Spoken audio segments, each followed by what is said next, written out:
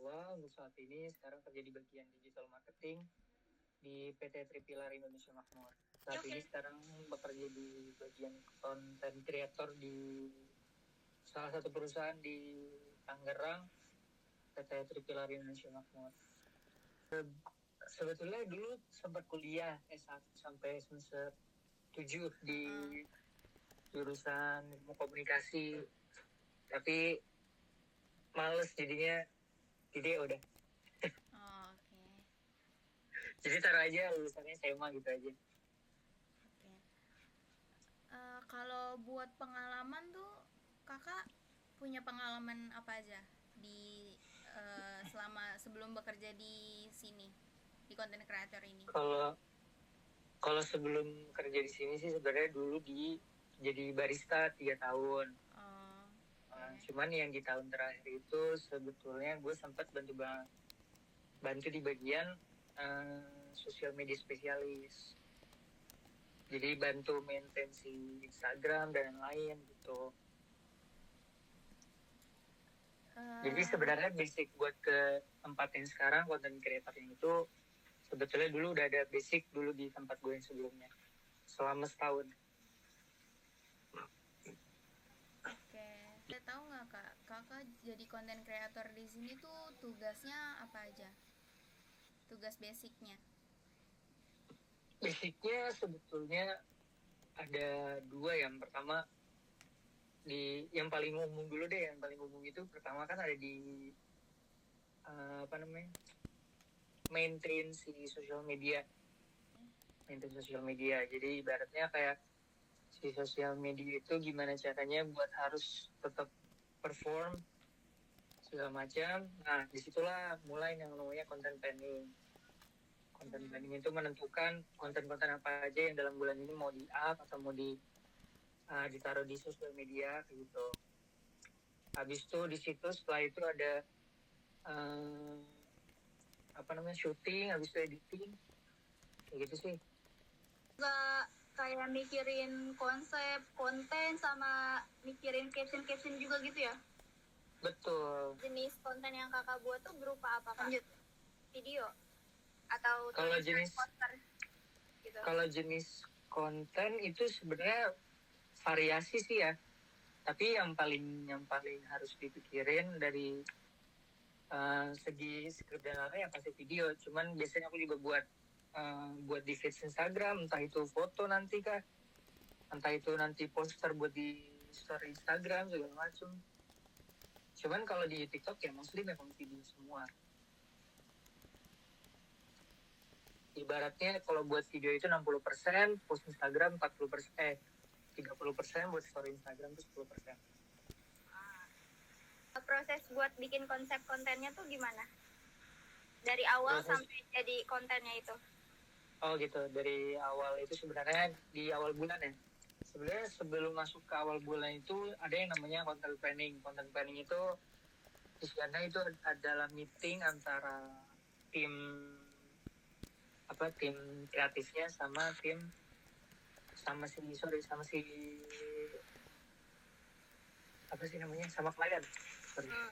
klien. Jadi penentuan bagaimana konten yang bakal di-up di selama 1 bulan ini. Karena biasanya buat di kreatif itu nggak bisa secara spontan karena harus di planning selama 1 bulan. Sebelum 1 bulan itu mau di-up apa aja. Pertama itu ibaratnya kita mencari main timnya dulu, tema utamanya dulu selama 1 bulan itu. Habis itu setelah itu baru masa produksian. Kalau masa produksian sebenarnya eksekusi itu gimana pembagian tim-timnya aja sih. Gitu. Ya kalau buat video itu untuk texture video itu untuk video yang di-up di minggu depan maka harus dikelarin produksinya di minggu ini gitu. Jadi biar nggak keteteran. Tapi kalau buat post Instagram itu biasanya 3 hari atau 4 hari sebelum di-up produksinya. Ngejalanin proses itu ada nggak sih tantangan yang udah kakak hadapin sebagai content creator? Banyak sih ya. Tapi paling parah sih, paling gak enak ya, paling pusing itu di setiap awal bulan. Karena kan yang namanya content planning itu kan kita harus mikirin kontennya itu kan dalam 1 bulan full. Itu benar-benar ngurus otak, karena kan buat di meeting itu sendiri nggak cuma 1 jam doang, tapi bisa 3 sampai 5 jam. Karena ketentuan klien juga kadang-kadang berubah-ubah di selama 1 bulan itu. Kayak gitu.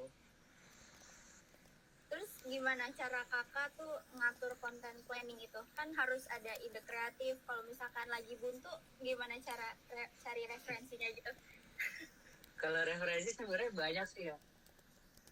Ada kalau di dunia kreatif itu sebenarnya susah buat yang namanya cari ide murni atau enggak organik. Pasti biasanya mereka itu namanya ATM, amati tiru modifikasi gitu lah. Biasanya kalau gue memang buntu, gue kadang-kadang tuh melihat dari yang pertama sisi kompetitor.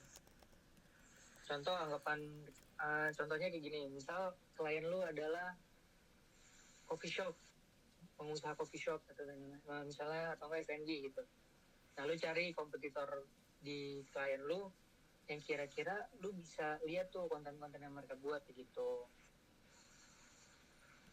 Terus yang kedua, yang paling opsional banget, ya itu paling dari ChatGPT gitu. Cuman ya tetap kalau di ChatGPT kan karena kan mereka kan randomly aja, jadi tetap harus ada yang namanya filter dari kita sendiri kayak gitu.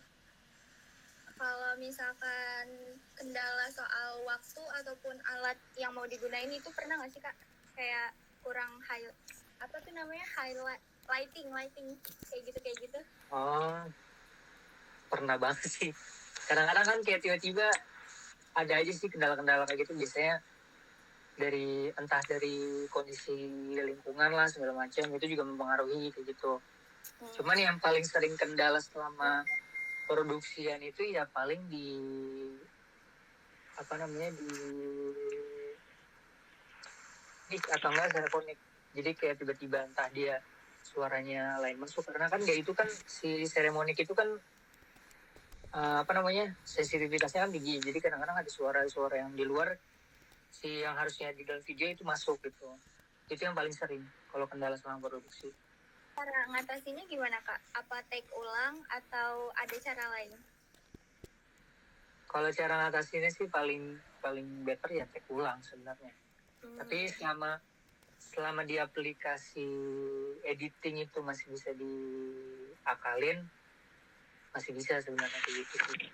Kak bikin konten itu kakak sering nggak sih kolaborasi sama divisi lain atau tim lain gitu? Kalau kolaborasi enggak sering sih, tapi ada beberapa waktu kita pasti butuh mereka gitu. Tapi enggak sesering itu. Berarti mostly bikin videonya sendiri? Mostly ya. Karena kan kita kan juga punya tim, udah ada talent lah, terus ada pokoknya pembagian job-jobnya tuh udah jelas, udah ada talent, udah ada editor, udah ada content planner segala macam.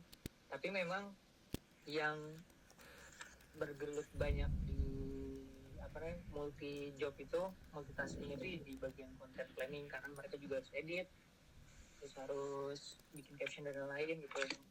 Terus sudah ada social media maintain, itu yang paling banyak. Paling kalau talent itu ya cukup di talent aja, mereka biasa dibutuhin di hari H doang, di hari produksian aja.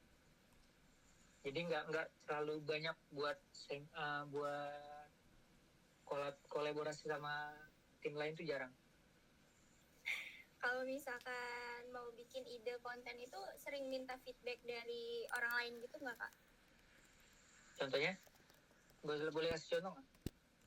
Boleh minta pendapat dari orang lain. Kayak misalnya teman sesama divisi itu atau content planner itu atau apa gitu. Jadi gini, makanya kan kenapa ada yang namanya meeting di awal bulan. Itu tuh tujuannya gini. Jadi selama meeting di awal bulan itu kita tuh benar-benar mikirin konten segala macam. Itu tuh nggak cuman kita sendiri habis itu tiba-tiba ngajuin klien, nggak. Jadi sebelum kita bertemu sama klien, kita tuh udah masing-masing di tim itu udah mikirin salah satu konten.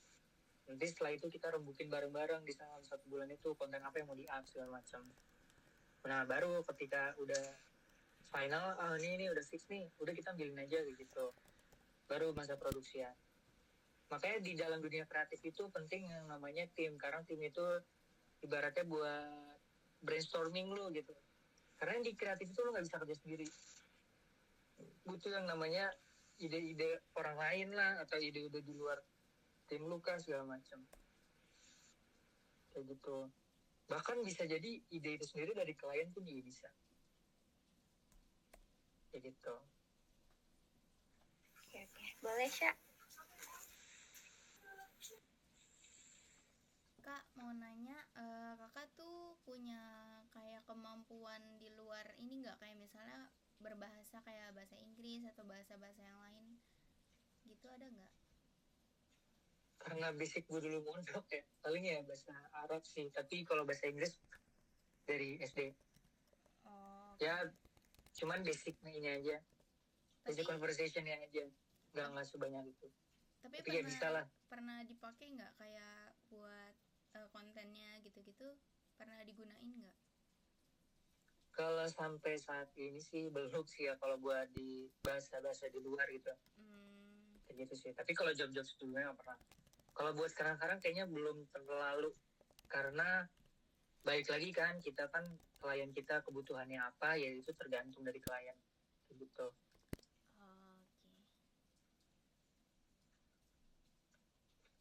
Lanjut, Ara mau nanya. Aku mau tanya, waktu kakak pertama kali masuk atau enggak, misalkan gini, waktu kakak pas ngeliat lowongan kerja di perusahaan kakak saat ini, itu balik lagi ke job spec gitu, itu tertera nggak sih kak di lowongannya harus menguasai aplikasi apa, harus menguasai alat edit apa gitu? Biasa aja sih, ada lah tetap itu, paling di mampu menguasai editing foto atau video itu pasti ada kayak gitu. Karena kan basic gue kan dulu kan di jurusan ilmu komunikasi. Sebenarnya ilmu komunikasi itu di marketing communication itu ada yang namanya editing segala macam, nah itu tuh masuk gitu. Ada Jadi memang harus ada basicnya. Kalau aplikasinya? Spesifikasinya paling ya, kalau buat editing foto ya Adobe Photoshop. Kalau misalnya buat poster ya paling yang karena ngejar waktu dan efisiensi ya paling di Canva. Kalau video ya paling CapCut atau enggak di Adobe Pro Premiere gitu sih. Tapi yang paling sering karena efisiensi waktu dan banyak aplikasi yang lebih mudah ya di CapCut kayak gitu.